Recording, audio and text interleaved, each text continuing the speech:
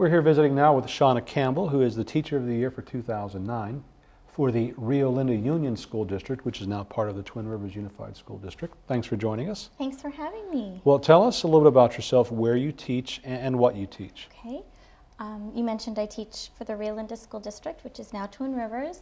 The school that I teach at is Sierra View Elementary. It's actually in North Highlands, and I teach a 4th grade self-contained class.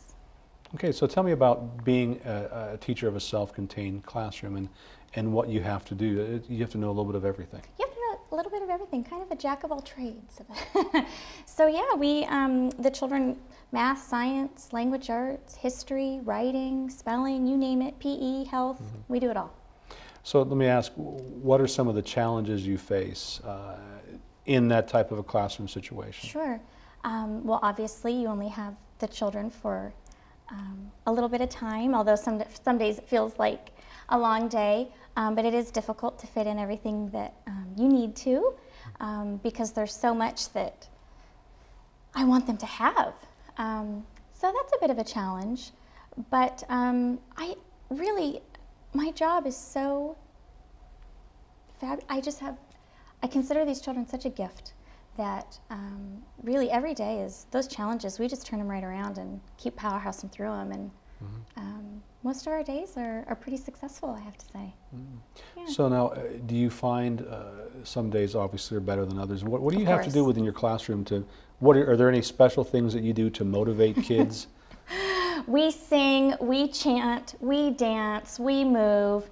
I think that motivating the children that I work with is one of the things I struggle with the most, because so many of them are already tired and they're not into school. They don't necessarily enjoy coming anymore.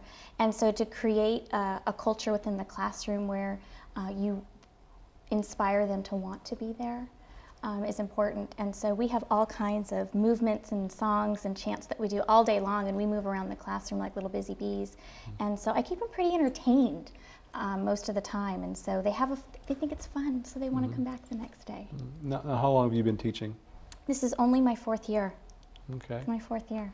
Now, what have you seen as a challenge from your being a new teacher to now, since you've got 4 years under your belt? Well, I definitely have a greater grasp on classroom management, that's for sure. That just comes with experience.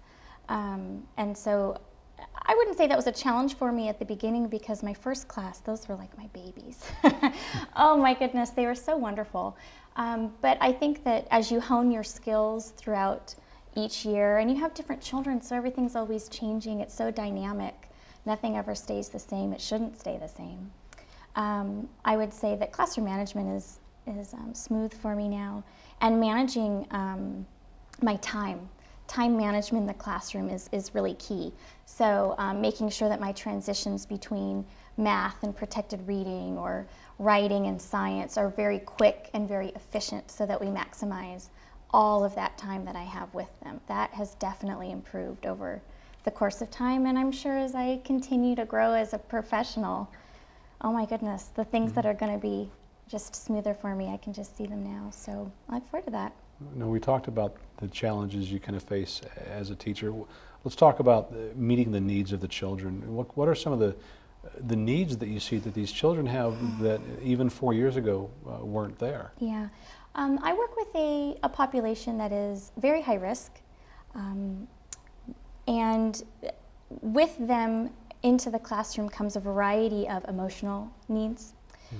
Some of them come from very difficult lives, and they're very young at this age, and they don't always know how to deal with all of the drama or trauma or whatever may be going on at their house or in their life. And it's really important that teachers see the children as whole beings, and you have to be able to address that in order to achieve where they need to be. And so one of the things that I do for almost all of the families who welcome me into their homes is I come out and I do home visits with the children. And I learn about their families, and I talk about what their hopes and dreams are for their children as they grow, and what motivates them and what they enjoy. Because if I can take that and bring it into the classroom, it's just going to be create a more dynamic space for them. So being able to nurture them in their home life and in their school life, and that they can see that connection, is really important, because you can't expect a 10-year-old to come to school and do math for a half an hour if they're thinking about, you know, their parent who's in jail or some other traumatic event that could have possibly happened. And so those home visits and the relationships that I build with those families help me to know that, so that I can then have, give them a hug and go over and have a discussion with them in private, and hopefully get them back on track and inspire them to keep going. What were the home visits like in the beginning?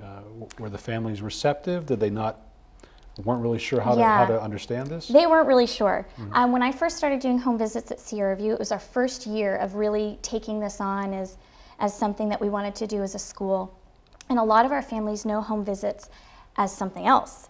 Sure. If they've had any other kind of home visit through a variety of government agencies. Government agencies, yeah. Absolutely. So that word itself is charged. And so it took us a little while. I started calling them family visits. Not that that necessarily masked anything, but it was my attempt to try and differentiate between why I wanted to come over. And so there was definitely some resistance at the beginning. Although I had a few parents who welcomed me right away. Come over. They would feed, they feed you dinner, and they stay there for hours. They want to show you all their their family photos. And so as time went by and word got out that Mrs. Campbell does family visit, Mrs. Campbell's going to come visit your house. Word of mouth was my best PR, because the children started asking, when are you going to come to our house? When are you going to come visit? And so it made it special. Absolutely, it made it special. And children want to know you're interested in them. They want to know they're loved. And interest is a form of love for children. And so if you show that interest in them, they will, what do you want me to do, Mrs. Campbell? Right? They'll work for me, because they know I care about them, their family, their lives, their community, because they see me out there in their homes, walking their streets with them every day. And if you have that relationship with their parents too, it makes a difference. Absolutely. That is the strongest relationship a teacher can have, besides with the student, is with their family. Their families are their first teachers, and we need each other's support to co-teach with those children, because that's really what we're doing. So, integral part of everything that I do, absolutely. So what inspired you to be a teacher in the first place? Well, I have to say, I've thought about that question a lot. Many people have asked me, and I have, a couple sparks that start to fly, but really the first thing I think about is a relationship. I think everything comes from relationships. And I think back to when I was in 7th grade, and I had a teacher. His name was Mr. O. And I think it was or Apollo, but I can't be sure, but Mr. O. And he was a first-year teacher, and he taught us PE and I think social studies. That's, I can't even remember the actual subject, but I remember this man because we had so much fun with him, and he just loved being with us. And at the end of the year, he told us that he had taken a job closer to his home. He lived in Rockland. I grew up in Grass Valley. So it was a bit of a commute for him. I think he's down in the Sacramento area somewhere, although I haven't found him. It's been a long time. And he told us when he left that he would absolutely be at our high school graduation. And now I graduated in a class of 500 children, 500 students. And after the ceremony was over, it's just chaotic, and there's just people everywhere. And here comes this tall, skinny, balding man. And I looked up, I recognized him immediately, and he looks at me and he says, "Shawna." And I said, "Mr. O?" I couldn't believe he was actually there. It was the first time I ever felt a teacher really cared about me. And I wanted other kids to feel the same way. I knew that instant.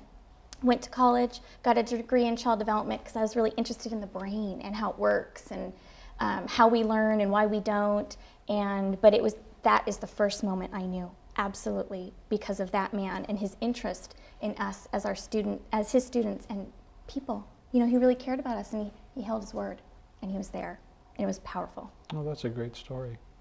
Well, congratulations to you for being named the 2009 Teacher of the Year for the Rio Luna Union School District, which is now part of Twin Rivers. We appreciate your time. Thank you. I appreciate it.